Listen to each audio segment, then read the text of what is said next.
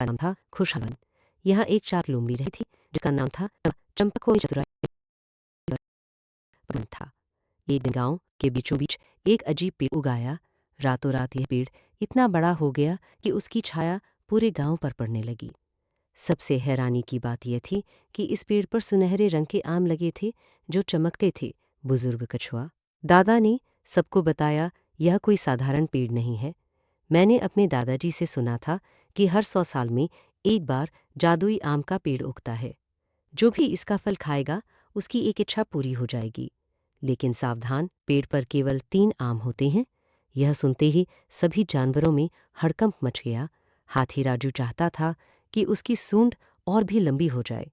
खरगोश गोलू चाहता था कि वह सबसे तेज दौड़ सके। लेकिन चंपा लोमड़ी की इच्छा सबसे अलग थी। वह पूरे जंगल की रानी बनना चाहती थी। चंपा ने सोचा, मुझे चालाकी से काम लेना होगा। सीधे पेड़ पर चढ़ना मुश्किल है, लेकिन मैं दूसरों को बेवकूफ़ बनाकर आम हासिल कर सकती हूँ। में चंपा ने बंदर चिंकू के पास जाकर कहा, अरे चिंकू भाई, तुम तो पेड़ पर चढ़ने में माहिर हो, क्यों ना तुम मेरे लिए एक आम तोड़ दो।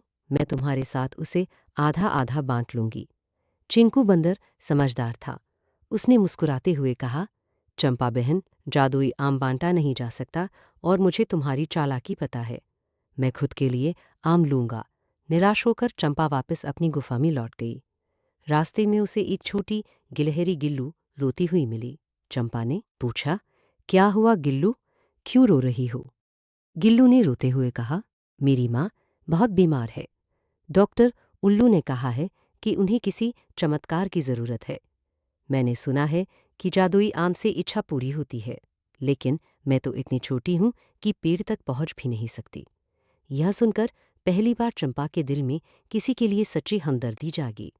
उसने सोचा, क्या मेरी इच्छा रानी बनने से ज़्यादा ज़रूरी नहीं है? गिल्लू की माँ की जान बचाना। चंपा ने गिल्लू से कहा, रुको, मैं कुछ सोचती हूँ। वह गांव के सभी जानवरों के पास गई और एक आपात बैठक बुलाई। बैठक में चंपा ने कहा, दोस्तों, हम सब आपस में लड़ रहे हैं, लेकिन क्या ये सही है? पेड़ पर केवल 3 आम है। मेरा सुझाव है कि हम मिलकर तय करें कि किन 3 जानवरों को सबसे ज़्यादा इसकी ज़रूरत है। सभी जानवर एक दूसरे को देखने लगे। कछुआ दादा ने कहा, चंपा की बात सही है, हमें स्वार्थी नहीं होना चाहिए। लंबी चर्चा के बाद सभी ने मिलकर 3 नाम तय किए। गिल्लू की माँ की बीमारी ठीक करने के लिए, अंधे चूहे चीकू की आंखों की रोशनी के लिए, बूढ़े हाथी दादा की कमजोरी दूर करने के लिए। लेकिन समस्या यह थी कि पेड़ इतना ऊंचा था कि कोई भी उस तक नहीं पहुंच सकता था। पेड़ के चारों ओर कांटों की झाड़ियां थीं और तना इतना चिकना था कि बंदर भी फिसल जाते थे। चंपा ने एक शानदार योजना बनाई। उसने कहा, अगर हम सब मिलकर काम करें तो जरूर कामयाब होंगे। हाथी राजू, तुम सबसे मजबूत हो, तुम पेड़ के पास खड़े हो। जिराफ लंबू, तुम राजू की पीठ पर खड़े हो। फिर बंदर चिंकू, तुम जिराफ की गर्दन पर चढ़ जाओ। सभी जानवरों ने मिलकर एक मानव मीनार, नहीं, जानवर मीनार बना ली। चिंकू बंदर सबसे ऊपर पहुंचा और उसने 3 सुनहरे आम तोड़ लिए। जैसे ही आम टूटे, पूरा पेड़ सुनहरी रोशनी से चमक उठा। एक मधुर आवाज गूंजी, तुम सबने मिलकर स्वार्थ से ऊपर उठकर प्यार और एकता दिखाई। यह असली जादू है। पहला आम गिल्लू ने अपनी माँ को खिलाया। माँ गिलहरी तुरंत ठीक हो गई और खुशी से उछलने लगी। दूसरा आम चीकू चूहे ने खाया। उसकी आंखों में रोशनी आ गई और वह पहली बार दुनिया की खूबसूरती देख पाया। तीसरा आम बूढ़े हाथी दादा ने खाया। उनमें फिर से जवानी की ताकत आ गई। लेकिन सबसे बड़ा चमत्कार तब हुआ जब पेड़ ने अचानक सैकड़ों छोटे सुनहरे फूल खिलाए। वे फूल हवा में उड़े और हर जानवर को छू गए। जिसे भी फूल ने छुआ उसे एक छोटा सा वरदान मिला। कुछ तेज दौड़ने लगे, कुछ ऊंचा कूदने लगे, कुछ की आवाज़ मीठी हो गई। कछुआ दादा ने समझाया, यही है असली जादू।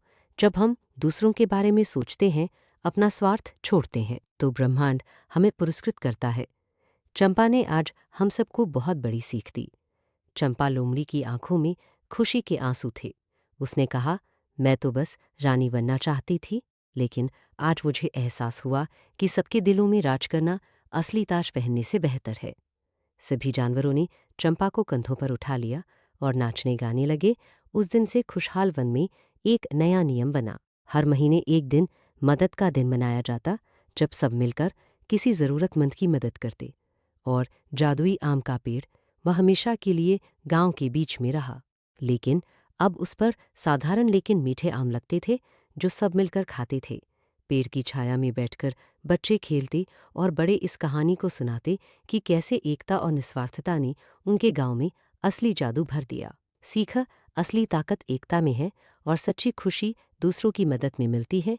कहानी समाप्त हुई।